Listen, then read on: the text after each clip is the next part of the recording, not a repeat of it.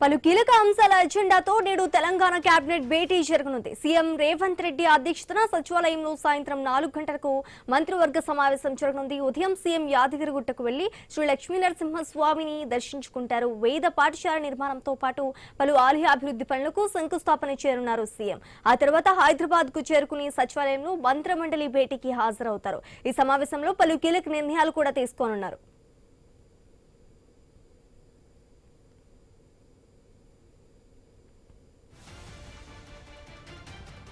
Hand road టెండర్ల ప్రక్రియ ముగియడంతో పనుల వేగవంతంపై కేబినెట్ లో కీలక నిర్ణయం తీసుకుంటారని తెలుస్తోంది.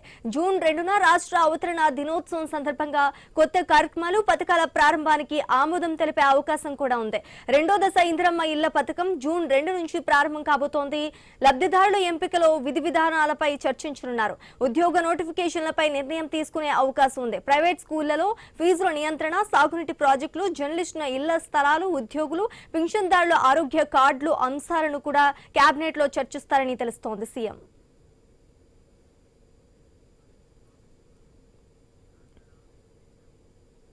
పలు కీలక అంశాల అజెండాతో నేడు తెలంగాణ కేబినెట్ భేటీ జరగనుంది. సీఎం రేవంత్ రెడ్డి అధ్యక్షతన సచివాలయంలో సాయంత్రం 4 గంటలకు మంత్రివర్గ సమావేశం జరగనుంది.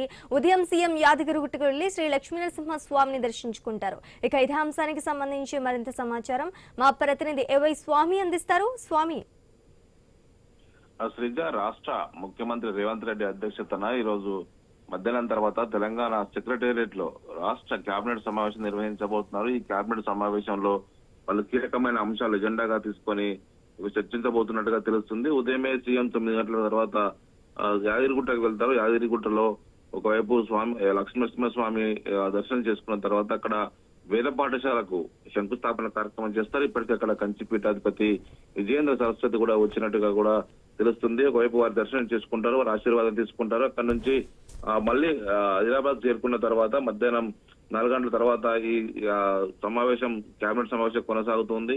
ఈ సమావేశంలో ఈ రోజు వివిధ కీలకమైనటువంటి అంశాల ఎజెండాగానే కేబినెట్ చర్చించబోతున్నట్టుగా తెలుస్తుంది. ఇందులో ప్రధానంగా రాష్ట్ర వ్యాప్తంగా రోడ్లకు సంబంధించిన విషయంలో కొత్తగా అహం పద్ధతిని ప్రవేశపెట్టాలని చెప్పేసి ప్రభుత్వం భావిస్తుంది. దీనికి సంబంధించినటువంటి టెండర్ ప్రక్రియ అంతా కూడా పూర్తి కావచ్చినట్టుగా తెలుస్తుంది. ఇందులో ఒకవైపు ప్రతిపక్షాలు, ఒకవైపు హరీష్ రావు ఇప్పటికే ఇందులో ఎక్సెస్ గా 25%, 75% వరకు కూడా ఎక్సెస్ టెండర్ కోట్ చేస్తున్నారు.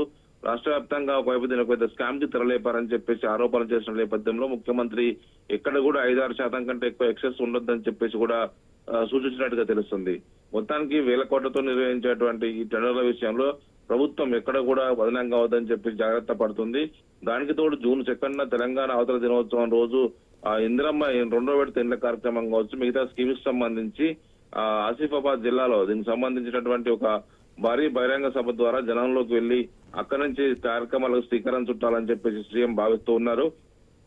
దీనికి సంబంధించినటువంటి ఒకవైపు ఏర్పాట్లు అక్కడ కొనసాగుతూ ఉన్నాయి. మరోవైపు ఉద్యోగ నోటిఫికేషన్ కావచ్చు, ఇతర అంశాలను కూడా ఒకవైపు జర్నలిస్టులు కావచ్చు, మిగతా వారందరికీ కూడా ఇళ్ల స్థలాలు ఇచ్చే విషయంలో కావచ్చు, ఫ్యూచర్ సిటీలో ఇవ్వాలని చెప్పేసి సీఎం భావిస్తున్నారు. వాటికి సంబంధించిన విషయంలో కూడా ఒక నిర్ణయం తీసుకునే అవకాశం కనబడుతుంది. మొత్తానికి ఈ చేయూతకు సంబంధించినటువంటి పింఛన్లు ఏదైతే వృద్ధులకు, వికలాంగులకు, వితంతు మహిళలకు, ఒంటరి మహిళలకు ఇచ్చేటువంటి ఏదైతే పెన్షన్స్ ఉన్నాయో వాటి విషయంలో కూడా ఈసారి మరొక 2 లక్షలు ఇవ్వాలని చెప్పేసి ప్రభుత్వం భావిస్తుంది. వాటికి సంబంధించి కూడా ఈసారి కేబినెట్ అప్రూవ్ తెలిపే అవకాశం కనబడుతుంది.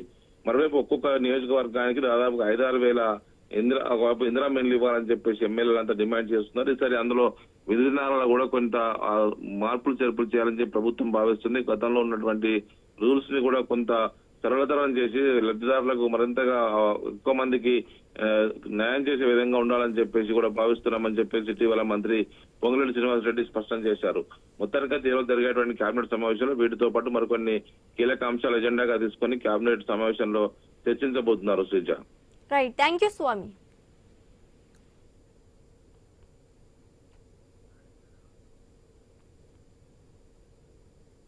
నేడు సీఎం చంద్రబాబు చిత్తూరు జిల్లాలో